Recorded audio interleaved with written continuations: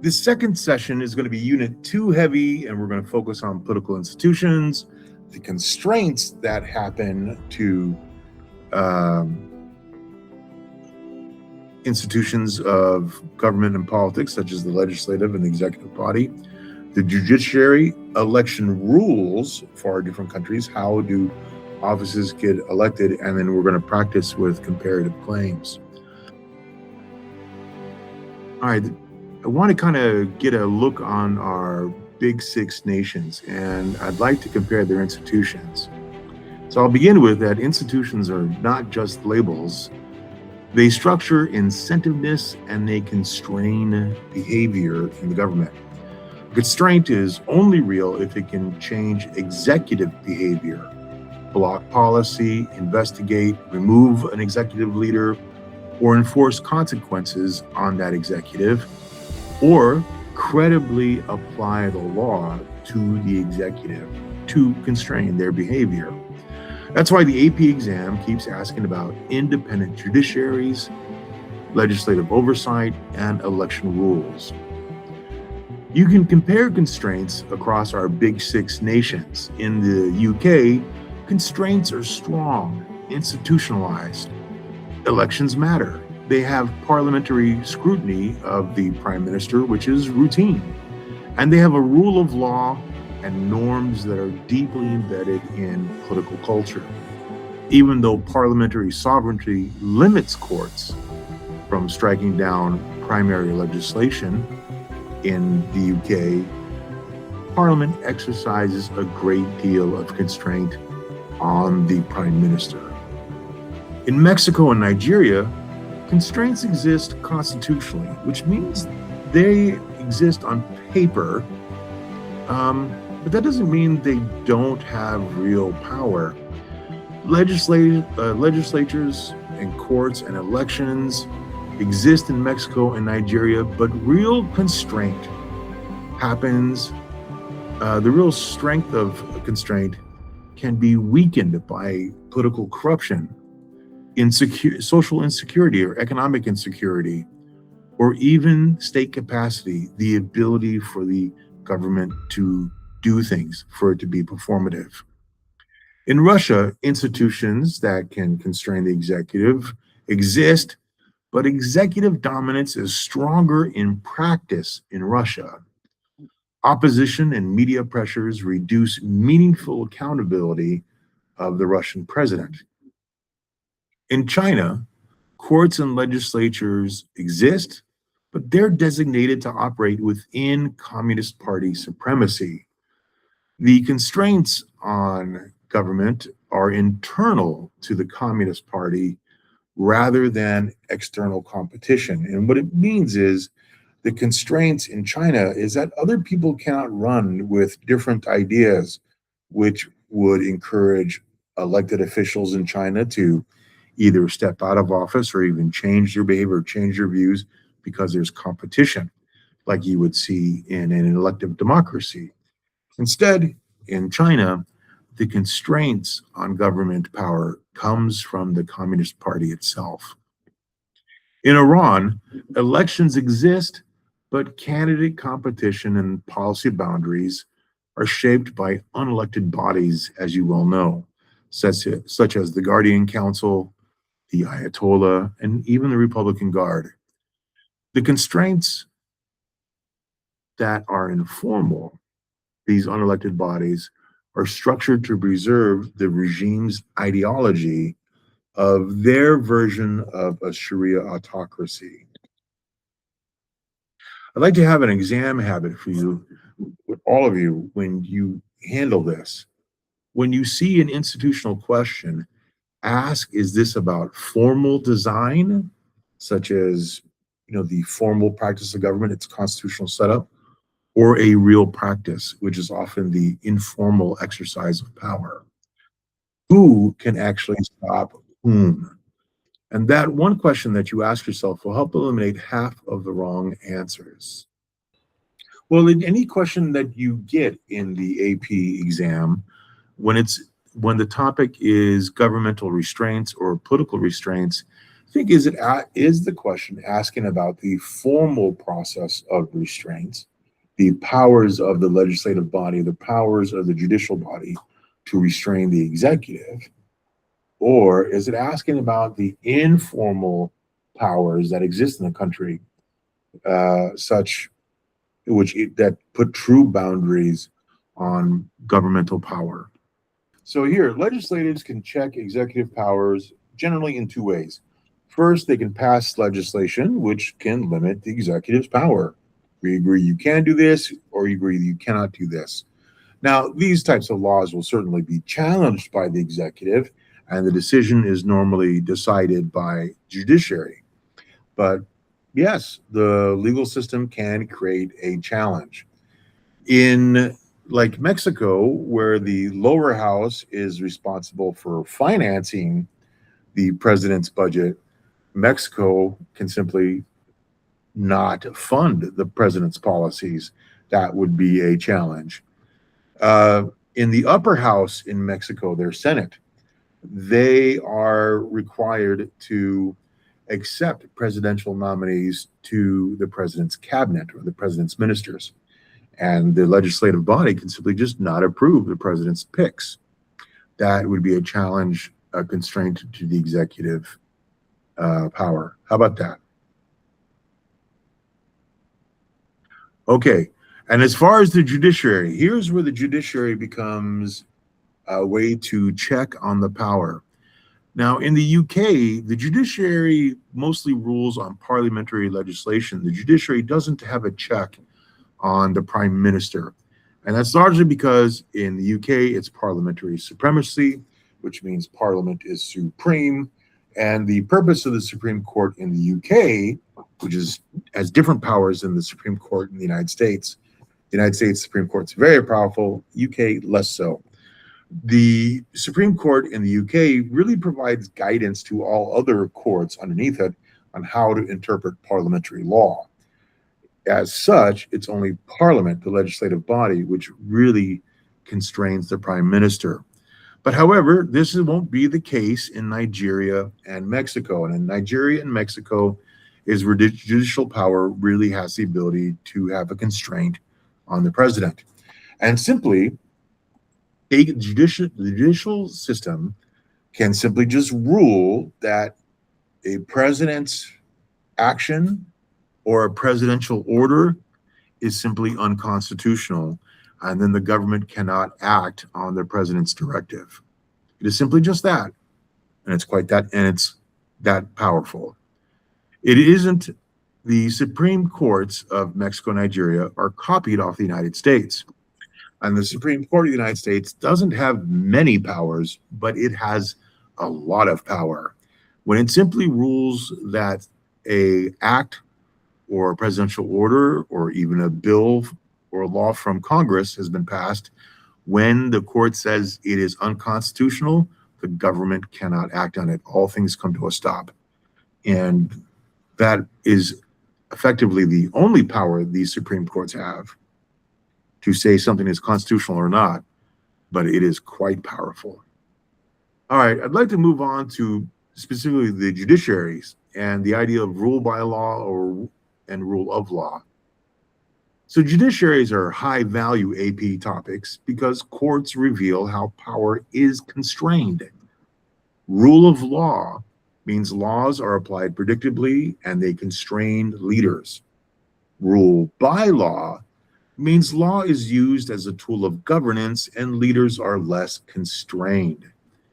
In liberal democracies, courts are more independent and can enforce rights more consistently. In authoritarian hybrid regimes, courts may exist, but they're politically controlled through appointment, discipline, or selective prosecution. I'd like to compare. The UK relies on common law traditions and strong rule of law norms, but courts cannot simply erase parliamentary statutes due to parliamentary sovereignty. So if Parliament passes a law, the Supreme Court in the UK is not in a position to say it is unconstitutional or not. In the UK, Parliament is the supreme lawmaking body. And so when Parliament passes a law, it is simply just law. If Parliament repeals a law, only Parliament can repeal a law. What the Supreme Court does in the UK is interpret the law to provide guidance for the lower courts in the UK. So in the UK, it is parliamentary supremacy, and it's not that the court serves Parliament, but the court serves a different function. The court cannot say parliamentary laws are unconstitutional. It cannot constrain the prime minister. That is the parliament's job. But the Supreme Court provides guidance and protects civil rights as they've been defined by Parliament. Now, this compares with Mexico and Nigeria. These two countries have constitutional frameworks where courts matter, but practical independence of the court can be undermined by corruption, intimidation, or capacity limits, such as the inability for the court to enforce its own decision. Russia and China often show rule by law tendencies. They have formal judicial review that exists on paper, but it's not used to seriously constrain the government branches. The courts in Russia and China might agree that some behavior of the executive or the legislative body was improper and probably give them a finger wiggling, but the court will never actually challenge the authority of Putin in Russia or the Communist Party in China. That's not what autocracies do. Iran's legal system includes religious jurisprudence, religious courts, and oversight institutions are structured to preserve theocratic rule. So they do have judges, they do have a legal system, but the legal system in Iran is not there to protect people's rights. It's there to make sure the theocracy is preserved. And there is religious courts. But again, even the religious courts in Iran don't guarantee people's rights in any type of way. It, through a religious lens, guarantees that the theocratic control of Iran stays intact.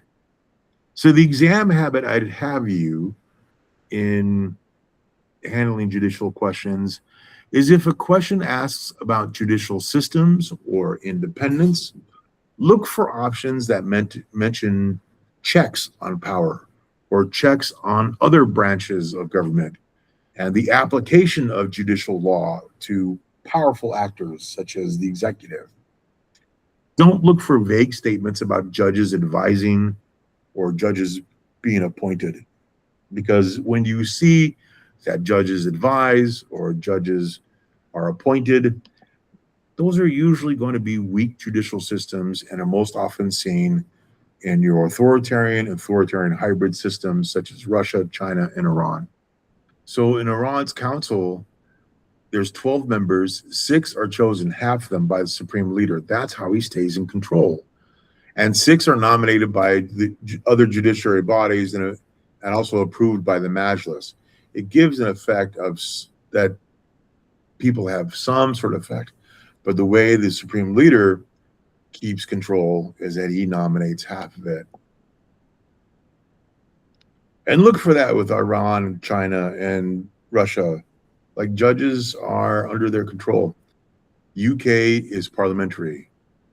Mexico and Nigeria are presidential. Russia is semi-presidential in that the president rules with the Duma, with the legislative body, but it's definitely dominated by the president. Iran is a dual executive, the supreme leader and the president, even though the supreme leader has the real power. And China is simply a one-party state. What is the objective of the rule? What's the objective of the electoral rules? So the point of the rules is to shape the winners, define the winners. It defines legitimacy. It defines stability. That elections are not random, that it is a system of rules. That is the point of electoral rules. They in elective democracies, elections are legitimacy. So the more fair the elections are, the more legitimate they're seen. Right now, I'm going to move on to legislatures, and it's going to be a focus on structure of legislatures, what their independence is or limits to their independence, how they provide oversight over our big six nations. So legislatures are not just lawmaking bodies, they're arenas of representation and potential checks of government power. In parliamentary democracies, legislatures can directly remove the executive, the prime minister. In presidential systems, legislatures can check executives, presidents, through oversight, budgeting, and impeachment, the formal process of removing a president, though difficult that it may be. In authoritarian hybrid systems, legislatures may exist, but they are dominated by the ruling party, as in China, or they are constrained by unelected institutions, such as Iran, unelected institutions being the Guardian Council. For the big six countries, our big six, the UK Parliament is bicameral, which means there's two houses. There is the House of Commons and the House of Lords. And they are fused with the executive. A cabinet comes from the majority party in the House of Commons. And question time that the minority party demands of ministers and the prime minister can check parliament, the power of the prime minister. And again, elections create accountability pressure because when there's elections in the UK, simply as rival parties become more popular, the parties that are in power have to make changes in their policy to maintain power. In Mexico and Nigeria, they also have bicameral legislatures as well. They have an upper house and a lower house. There are formal checks of presidential power, which include impeachment. Impeaching the president is a formal process to remove him. It's quite difficult, but it exists.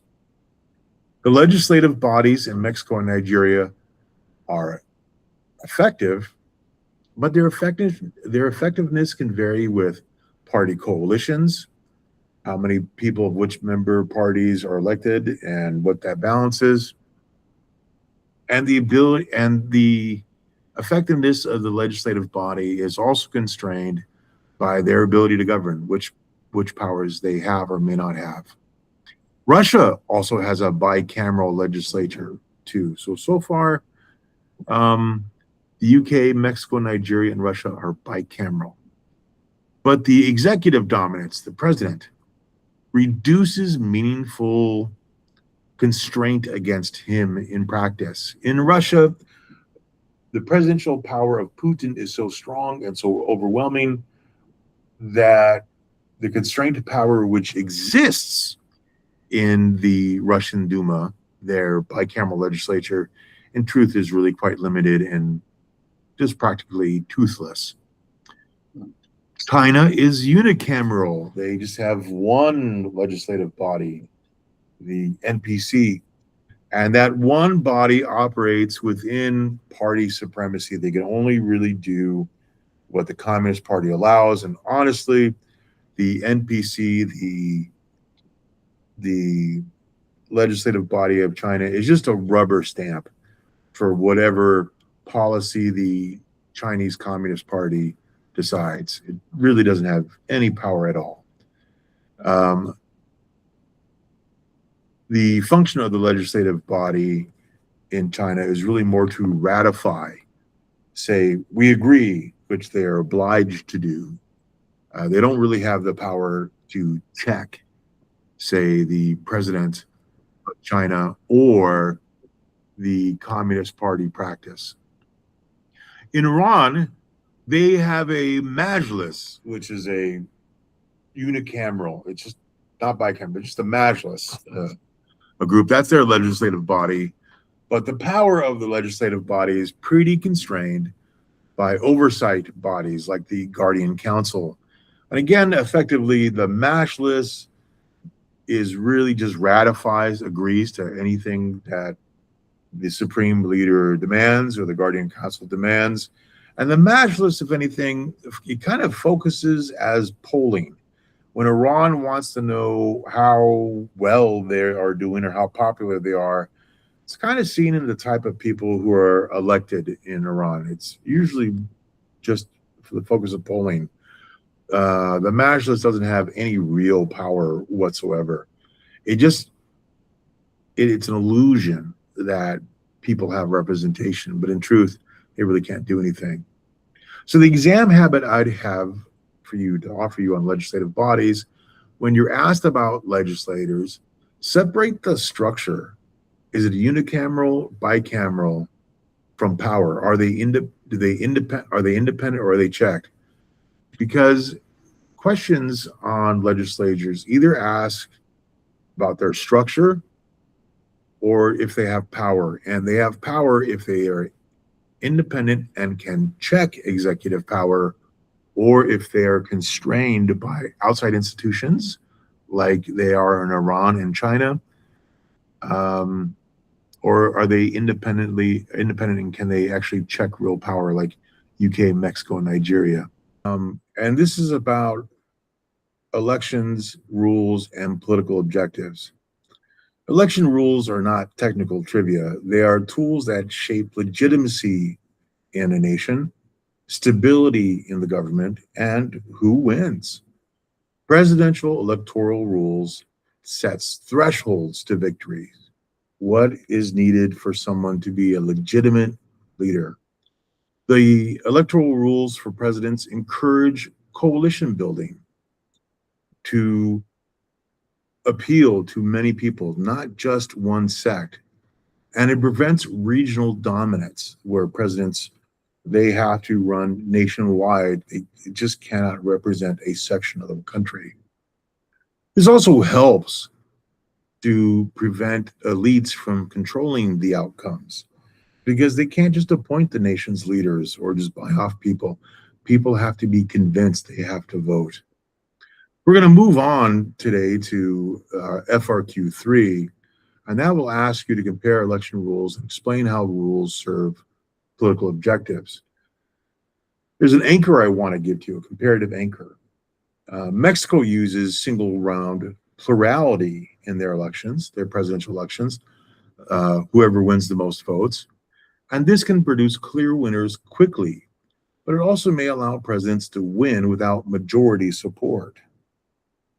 Nigeria has additional distribution requirements, meaning they don't win in Nigeria. The president doesn't win just the total votes in a country.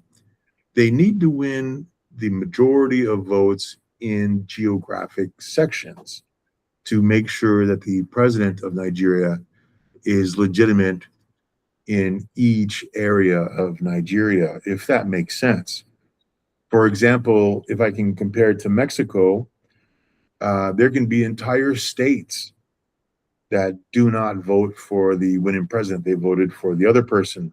But nationally, person A won the most votes, so therefore they're president of all Mexico, even if other states didn't vote for that person. They're still considered a legitimate national leader because most people in Mexico agreed with that person, even if there was, say, a difference of support comparing North to South Mexico. In Nigeria has governing regions, just as we do in Kuwait.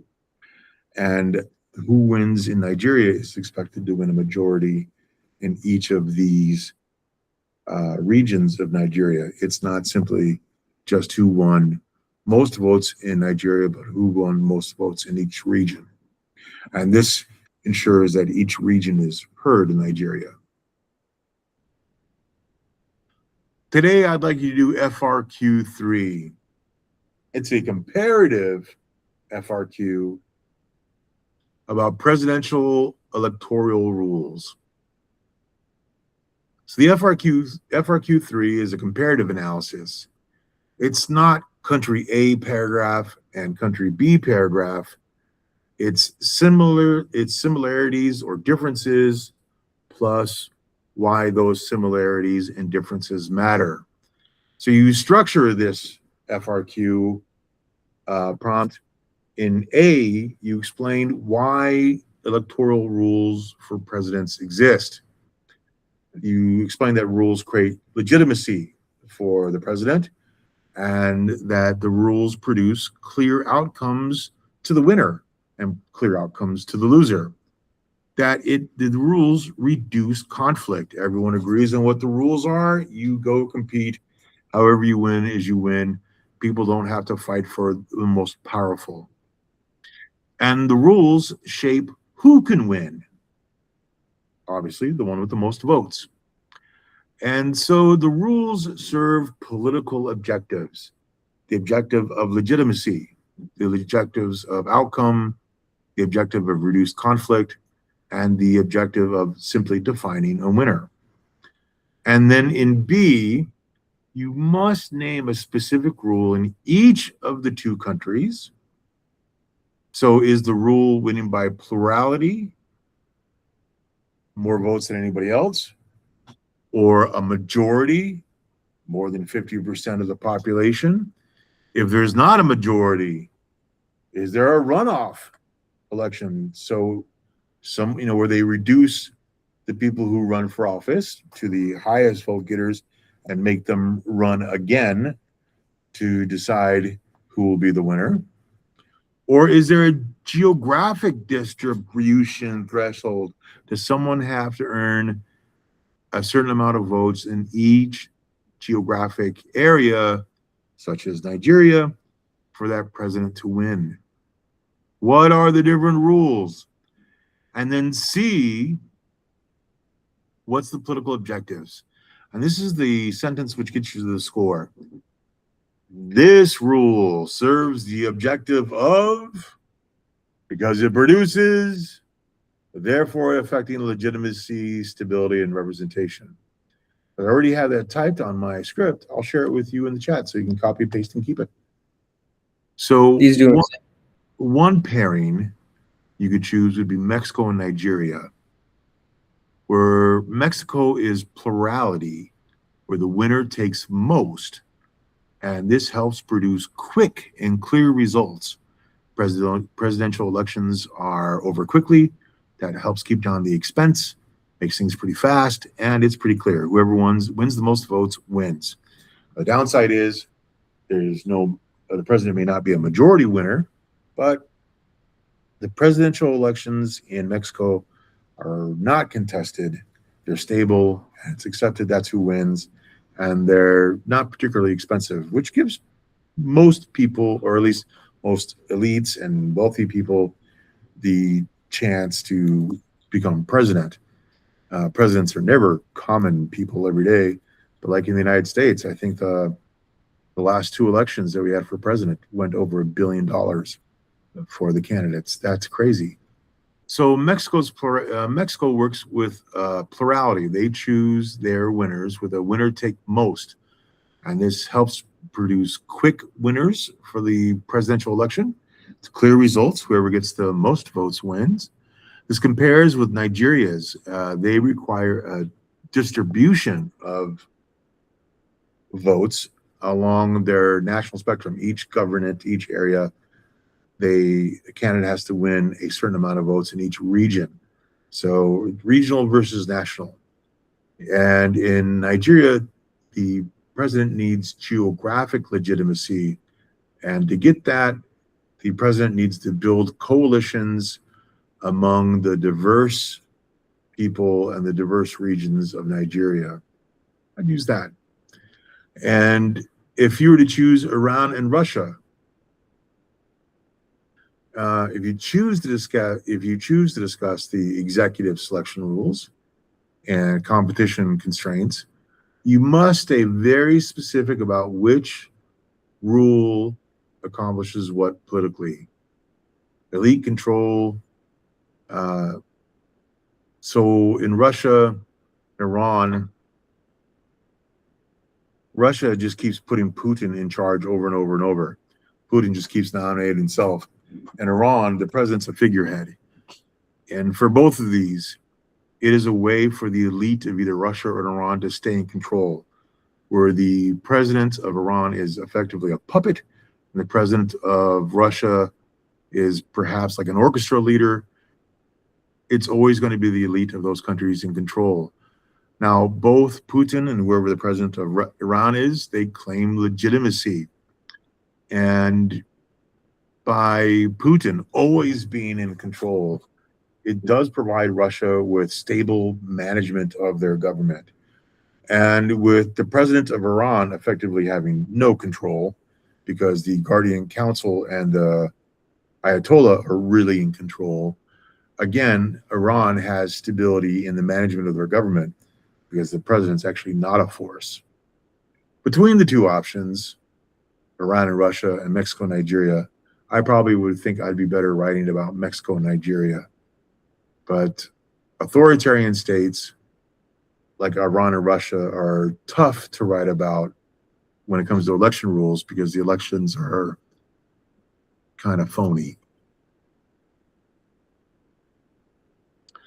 All right. That is going to be it for this session.